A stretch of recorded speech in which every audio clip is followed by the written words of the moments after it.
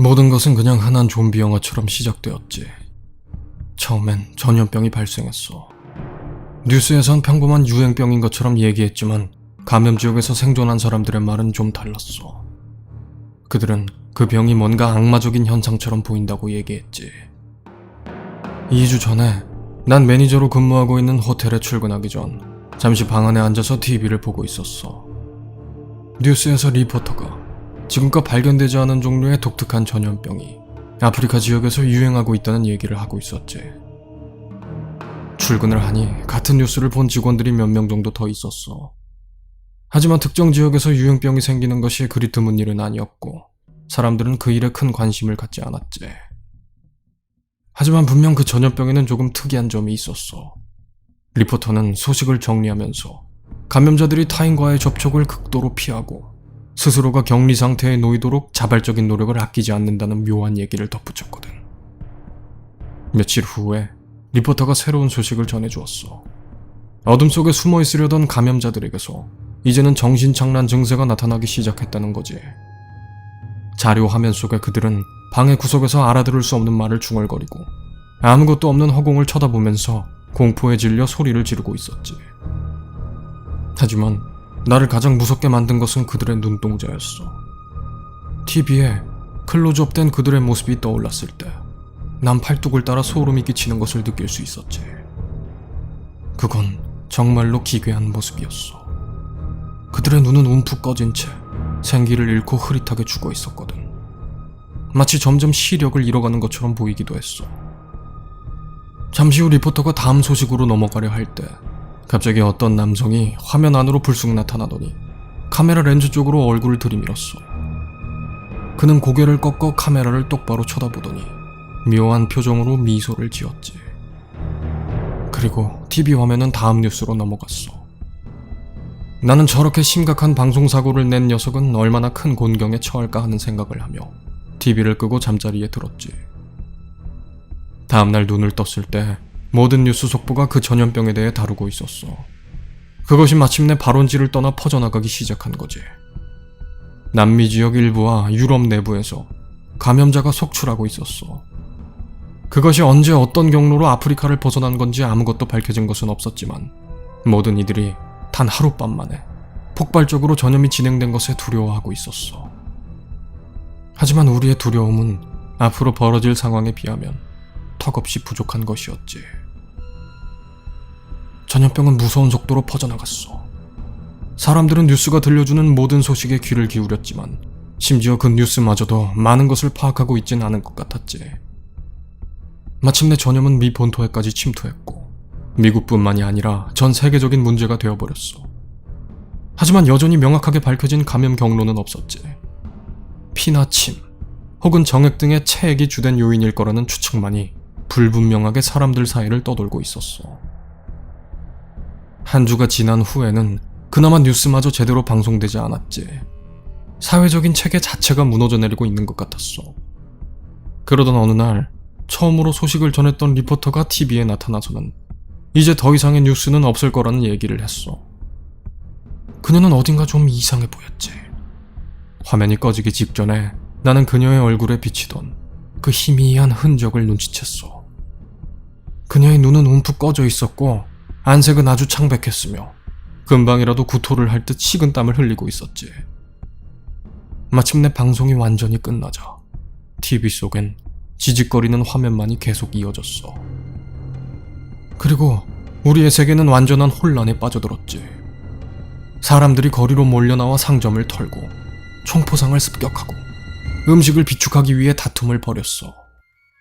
내 여자친구 소피아, 친형 타일러, 그리고 나 역시 어느 슈퍼마켓에서 차에 실을 수 있을 만큼 악착같이 음식들을 챙겼지.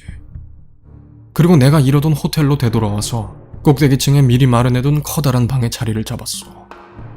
타일러 형의 친구가 교회에서 총기 가게를 하고 있었기 때문에 우리에겐 몇 자루의 총과 얼마간의 탄약 비축분도 있었지. 그렇게 우리는 그 방에 틀어박혀서 충분한 준비가 되었다고 믿은 채 무슨 일이든 벌어지기를 기다렸어. 마침내 전염의 물결이 우리 도시에 들이닥쳤을 때 그건 영화에서 보았던 장면과는 전혀 다른 것이었어. 감염자 중 누군가는 차를 몰고 도시에 입성했고 누군가는 무리를 지어 걸어오고 있었지. 그들은 부패한 육체를 가지고 있거나 다리를 질질 끌며 이상한 소리를 내지는 않았어. 그저 우리와 똑같이 멀쩡한 사람들처럼 보였지. 오직 그들의 눈을 빼고. 그들의 눈은 움푹 꺼진 채 주위가 온통 새까맣게 변해 있었어. 그리고 바로 그 눈이 우리를 공포에 질리게 만들었지. 눈알은 뒤로 넘어간 듯 온통 하얀색이었고 그 희뿌연 눈 가운데에 마치 고양이의 눈동자처럼 얇고 검은 틈이 벌어져 있었어. 그들은 바로 그 눈으로 감염되지 않은 자들을 찾아 돌아다니고 있었지. 나는 감염 경로에 관해서 온통 불분명한 추측만이 난무했던 이유를 알 수 있을 것 같았어. 내 눈으로 보면서도 도무지 믿을 수가 없는 일이었으니까. 경로는 바로 시선이었어. 전염은 바로 눈을 통해 진행되고 있는 것처럼 보였지. 감염자들은 일단 비감염자를 발견하면 희생자의 눈을 응시하며 완전히 무력해질 때까지 기다린 뒤에 대상이 감염 증상을 나타내기 시작하면 다시 새로운 희생양을 찾아 이동하거나 상황에 따라 직접적인 공격을 가하기도 했어. 희생자는 보통 2-3시간 이내에 완전히 감염자로 변하게 되는 것 같았지. 이틀 전 내가 잠시 근처 상황을 살피러 밖에 나갔을 때 나는 누군가 소리를 지르며 도로를 달려가는 것을 보았어. 그는 내가 뉴스에서 보았던 것처럼 여느 초기 감염자들처럼 알아들을 수 없는 소리를 중얼거리며 가상의 상대에 대한 극심한 공포를 느끼고 있었지. 결국 그는 자기 귓속으로 들려오는 알 수 없는 속삭임을 버틸 수가 없었는지 원래라면 스스로를 보호하기 위해 챙겼을 스크류 드라이버를 망설임 없이 자신의 귀에 박아 넣었지. 나는 공포와 동정심을 동시에 느끼며 그의 몸이 휑한 거리 한가운데에서 힘겹게 꿈틀거리는 것을 지켜보다 서둘러 호텔로 되돌아왔어. 하지만 더 이상 호텔도 안전하다고 보기엔 힘들었지. 어젯밤 드디어 감염자 몇 명이 우리가 만들어둔 방어체계를 뚫고 호텔 내부로 들어왔거든. 나는 타일러 형이 시키는 대로 그에게 총과 탄약들을 던져주었고 그는 정문을 막아보겠다며 황급히 계단 아래로 내려갔어. 우리는 거울을 통해 그들을 조준하고 사격할 계획이었지. 직접 쳐다보는 위험을 감수할 수는 없었으니까. 내가 엘리베이터 근처를 서성이던 2명의 감염자를 제거했을 때 때마침 1층에서도 총소리가 멈췄어. 나는 소피아에게 권총 1자루를 쥐어주고 내가 돌아올 때까지 절대 밖으로 나오지 말라 얘기했지. 그리고 난 형을 찾아 1층으로 내려왔어. 황급히 계단을 달리며 1층에 가까워질수록 불길한 생각이 점점 커져만 갔지. 형은 1층 로비에 무릎을 꿇고 있었어. 그가 쿨럭일 때마다 한 움큼이나 되는 핏물이 흘러나오고 있었지. 나는 단숨에 달려가서 형 앞에서 정신을 팔고 있던 마지막 남은 놈의 머리를 쏴버렸어. 그리고 형 옆에 주저앉아 그의 어깨에 손을 올렸어. 그를 혼자서 1층으로 보냈다는 죄책감을 견딜 수가 없었지. 형은 2 눈을 꼭 감고 있었어. 내가 말을 걸어도 쳐다보지 않고 오히려 내 반대쪽으로 고개를 돌려버렸지. 그가 말했어. 제이크, 나 눈을 봐버렸어. 약속한 대로 해주길 바란다. 난 그의 말이 무슨 뜻인지 알고 있었어.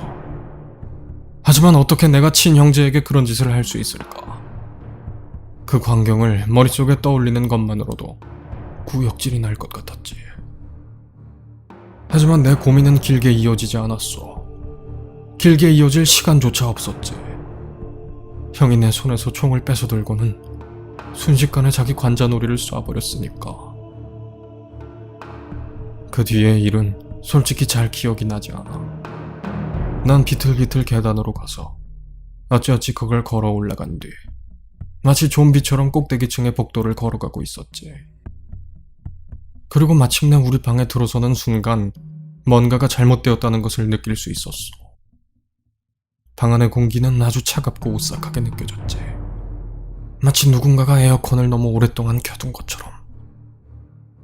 소피아가 방 한 구석에서 몸을 웅크린 채 앉아 있었어. 그녀가 무언가를 중얼거리고 있었지. 처음에 난 그녀가 전화 통화라도 하는 모양이라 생각했어. 전화가 끊긴 지는 이미 아주 오래되었는데도. 내가 그녀에게 가까이 다가갔을 때 내 부질없는 희망은 완전히 사라졌지. 그녀의 코에서 심각할 정도로 피가 흐르고 있었어. 그리고 그녀의 눈이 움푹 들어가 있었지. 그녀가 고개를 꺾어 기괴한 각도로 나를 쳐다보았어. 그리고 내가 지금껏 들어보지 못한 소름 끼치는 소리를 내며 천천히 자리에서 일어났지. 시간이 멈춘 것 같이 느껴졌고 나는 멍하니 그녀를 쳐다보고 있었어. 그녀의 눈은 하얀색이었고 그녀의 입에는 기분 나쁜 미소가 걸려 있었지. 절대 그 미소를 잊지 못할 거야. 그녀가 나를 향해 다가왔고 나는 거의 반사적으로 행동했어. 나는 손을 들어 올려서 그대로 방아쇠를 당겨버렸지. 그녀가 풀썩 쓰러지더니 세차게 바닥에 부딪혔고 한 번의 움찔거림도 없이 그대로 모든 움직임이 멎었어. 그게 바로 어제의 일이야. 밖에는 여전히 내 여자친구의 시체가 쓰러져 있고 난 화장실 욕조 안에 몸을 웅크린 채 앉아있는 중이지. 어젯밤 내가 시체와 함께 있는 것을 견디지 못하고 방을 떠나 화장실 안으로 도망쳐 올 때 난 거울에 비친 내 눈을 보았어. 서서히 생기를 잃고 움푹 꺼져가던 내 눈을. 난 스스로 내 눈을 뽑았어. 어쩐 일인지 계속 내 머릿속에서 그 눈알 자체가 없으면 증상이 진행되지 않을 거라는 목소리가 들려왔거든. 내게 남은 선택지는 그렇게 많지 않았지. 그리고 적어도 내가 아직 제정신을 유지하고 있는 것으로 보았을 때 어쩌면 이건 내가 처음으로 치료법을 찾아냈다는 뜻일지도 몰라. 그거 참 좋은 소식이군. 있잖아, 온 세상이 정말로 캄캄하고 무서워.